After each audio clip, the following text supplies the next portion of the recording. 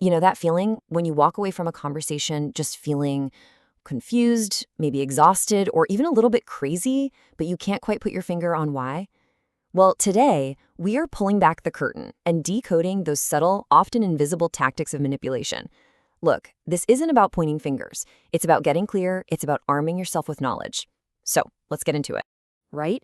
It's that awful, sinking feeling deep in your gut. That sense that you're running on a treadmill, and just when you think you've found your pace, someone else cranks up the speed. No matter how hard you push, you're always one step behind. You do everything they ask. You climb that ladder, you reach for that star they pointed to, and just as your fingers are about to touch it, poof, the star is moved higher. That feeling of being perpetually off balance, I'm telling you, it is not in your head. And here is the absolute key. This isn't just happening by accident. It's not a mistake. It is a strategy. There is literally a playbook of tactics designed to keep you confused, to keep you compliant. And you know what? It's about time we learn the rules to their game. Okay, so let's kick things off with the tactics that really mess with your head.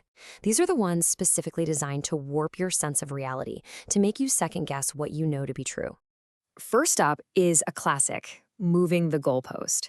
Just picture it. You're told to hit a target. So you aim carefully, you fire, and just as that arrow is sailing perfectly toward the bullseye, the target gets yanked away. It's not a fair game. In fact, the game is rigged from the start. And you have to see how this thing progresses. It starts out so reasonably, right? Just do this one thing. But over time, that constant shifting, that never-ending change, it just completely wears down your confidence. You start thinking, wow, maybe I'm the problem, when the truth is, the whole system was designed for you to fail. And that's the brutal, honest truth of it. The goal was never for you to actually win. The goal was to keep you trying, to keep you running, to keep you invested, and ultimately, to keep you under their control. So if moving the goalposts is all about keeping you busy in the present, our next tactic, future faking, is about controlling you with the promise of a finish line that, well, it doesn't even exist. Oh, and they don't just promise a happy future, do they? No. They paint an absolute masterpiece. You can almost taste the wine in Tuscany. You can feel the warmth of the sun on that vacation they describe. It feels so real, so vivid, that you start building your entire life on a foundation of empty words. And this is the life cycle, isn't it? It starts with that dazzling, exciting promise. Then comes your investment. You pour your heart and soul into it. But when it's time to deliver, there's a sudden delay. And finally, disappointment. You're just left there, waiting for a train that was never even scheduled to arrive. So, we've seen how manipulators can distort reality. Now let's look at how they dodge it completely. These next couple of tactics, they're all about shifting the blame, about making you carry the weight of their actions. Weaponized incompetence. The fine art of failing on purpose. You've seen this, I'm sure.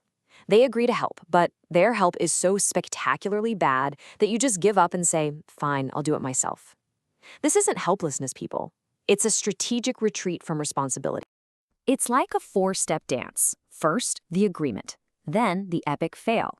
Next comes your growing frustration. And finally, the takeover. And just like that, they haven't just gotten out of one task. They've effectively trained you to never, ever ask them again. And let's be crystal clear, this has nothing to do with ability. It's about willingness. 'Cause funny, isn't it? How they're suddenly a certified genius when it comes to something they actually want to do. All right, now for a tactic that will give you emotional whiplash, victim reversal.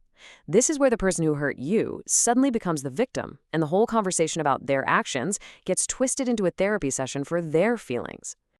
So you take that deep breath, you've practiced what you're going to say, you calmly, maybe even lovingly, bring up something that genuinely hurt you, and you're just hoping for a little connection, an apology, any sign that they get it.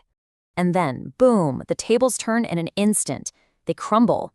Suddenly, they're the one who's been wounded. Your pain is completely forgotten, and the entire focus shifts to you comforting them, to you soothing the hurt that you supposedly caused just by speaking your truth. And that's how the loop closes. You went in hoping for an apology, and you walk out giving one. Your needs just vanished into thin air, and you're left there wondering, how on earth did I become the bad guy in my own story? Okay, we have decoded the playbook. Now comes the most important part of all. using this knowledge, not as a weapon, but as a shield. Let's talk about how to actually recognize these patterns and protect your own peace of mind. Seriously, if there's one thing you take away from all of this, let it be this.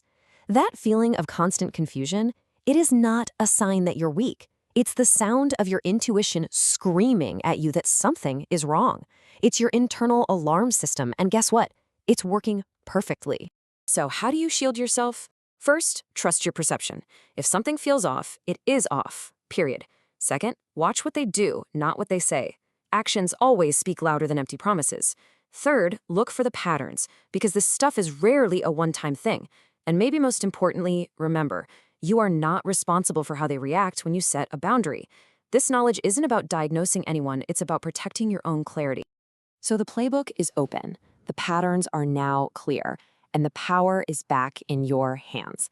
The only real question left is, what are you going to do with it? How are you going to use this knowledge to reclaim your reality?